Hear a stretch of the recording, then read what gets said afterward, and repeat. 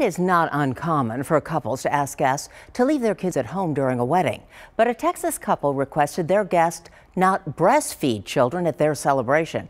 And that didn't sit well with everyone. As Jovan Panica reports, there are strong opinions on both sides of the issue. How sick and twisted are you to want to come to someone's wedding? Sierra LaFrance never knew a social media post would create such a storm.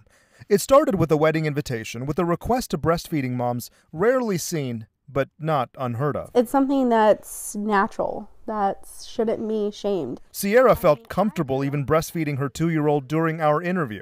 The request of the bride and groom was that moms go to a designated spot in the ladies' room. You wouldn't want to eat in a bathroom.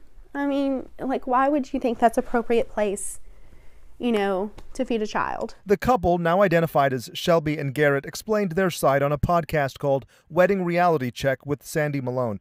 We reached out to the couple by social media. Did not get a response. But if they had an issue with what we set forth, why didn't they come to us before the wedding and address the situation? We met with Blake Nash, who is a wedding planner, has been for years, but is not connected to either side. He says the accommodation was reasonable. I thought, they had it very nicely set up in there.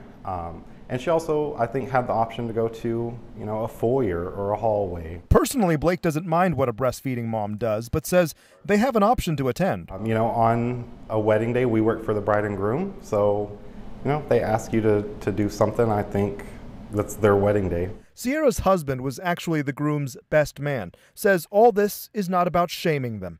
But the wedding couple had thoughts on that, too. And they claimed that it wasn't to shame us, but it was. It was our wedding. It was my note. How much more direct can you get? Sierra ended up not taking her newborn to the wedding. Whatever people think, Sierra thinks there is no middle ground. There's people that say, well, I'm all for breastfeeding, but if there's a but in the sentence, you're not for breastfeeding. A debate that won't be over anytime soon.